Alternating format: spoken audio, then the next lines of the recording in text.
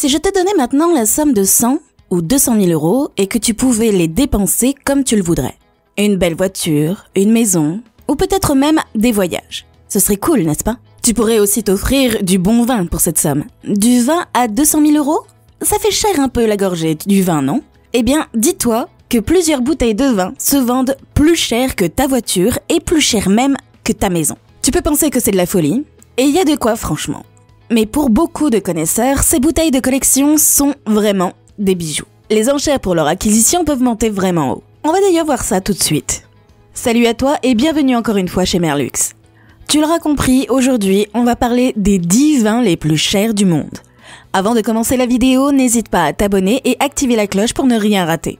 Numéro 10. Romanée Conti de RDC. On commence notre classement avec un vin fabriqué en France, en Bourgogne. Produit du domaine des Romanée Conti, qui s'étend sur près de 25 hectares, le domaine est même inscrit par l'UNESCO au patrimoine mondial de l'humanité en 2015. Leurs vins sont connus par leur qualité de production et aussi pour être l'un des plus chers au monde compte tenu de la rareté de la production de son vignoble. Une bouteille de Romanée Conti de 1990 coûte environ 20 650 euros. Numéro 9. Henri Jayer Richebourg, Grand Cru. Produit du domaine d'Henri Jayer, vigneron français très célèbre qui nous a quittés en 2006, le domaine de Richebourg est souvent associé à notre numéro 10, le Romanée Conti, comme étant un bon concurrent. Le Grand Cru Henri Jayer Richebourg est, en revanche, l'un des rares vins fins que l'on peut boire, contrairement à beaucoup d'autres qui sont difficiles à trouver.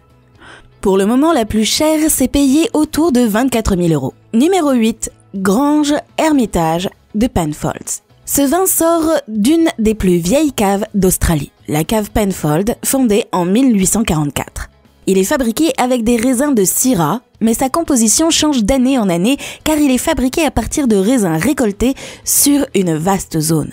Les acheteurs recherchent plus le savoir-faire des viticulteurs qui est considéré comme étant l'ingrédient le plus important. Le millésime 1951 est particulièrement précieux car il ne reste qu'une vingtaine de bouteilles, le prix d'une bouteille s'élève à 28 222 euros.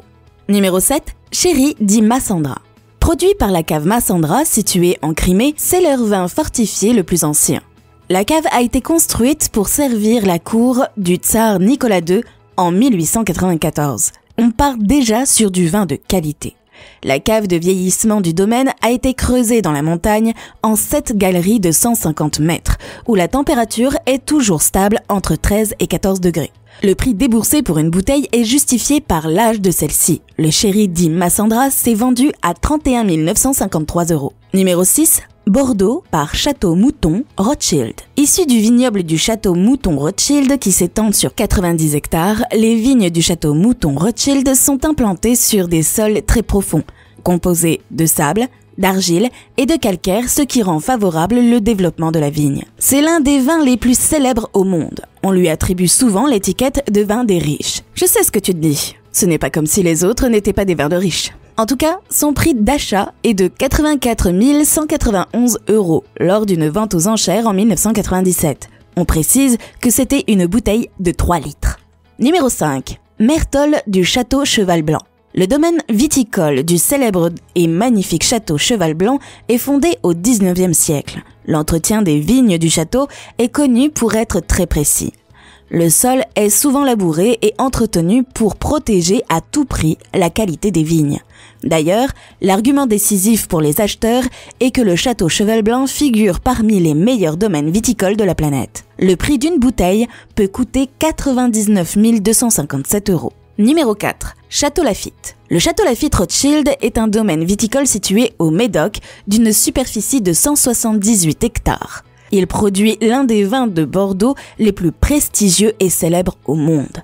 La majeure partie des vignes ont une quarantaine d'années. Il existe même des parcelles âgées de 80 ans. L'une d'entre elles est nommée La Gravière. Elle date de 1886. Tu te rends compte ? En tout cas, cette bouteille appartient aujourd'hui à l'éditeur Malcolm Forbes qui l'a rachetée en 1985. Son coût s'élève à 117 530 euros. Numéro 3. Château Margaux. Le Château Margaux est un domaine viticole français qui s'étend sur 262 hectares. En vérité, cette bouteille n'a jamais été vendue, à proprement parler. Mais son propriétaire, William Sokolin, l'emmène à un dîner organisé par le Château Margaux à New York en 1989. Là-bas, un serveur a eu le malheur de renverser et briser la bouteille de vin. William Sokolin a demandé à la compagnie d'assurance une indemnisation de 441 922 €. Il obtiendra un peu moins de la moitié de cette somme, soit 165 275 €. Numéro 2. Cabernet de Screaming Eagle. Screaming Eagle est un domaine viticole californien situé à Oakville. Rien qu'à leur nom, on sent le cinéma américain. Le domaine, qui s'étend sur une vingtaine d'hectares, produit peu de vin. Mais le peu qui est disponible sur le marché n'est pas donné à tout le monde. C'est lors d'une vente aux enchères en 2000 qu'un Impérial Cabernet de 6 litres a été vendu pour 228 228 €. Clairement le prix d'une maison. Numéro 1. Romanée-Conti 2000. Nous avons commencé notre classement avec un Romanée-Conti et nous le clôturerons sur ce dernier. C'est lors d'une vente aux enchères annuelle de Sotheby's Wine, Mathusalem, une bouteille de 6 litres du domaine de la Romanée-Conti a été vendue pour le prix incroyable de 357 000 €. Là, c'est clairement le prix de ta voiture et de ta maison. Alors, prêt pour un échange? Nous arrivons à la fin de cette vidéo et de ce beau classement. Un verre de vin pour fêter ça si tu veux. C'est bien ce que je pensais, un verre d'eau suffira largement. Allez, on se dit à la prochaine et n'oublie surtout pas de t'abonner et d'activer la cloche de notification pour ne rater aucune de nos vidéos. Et pour du contenu toujours plus sensationnel.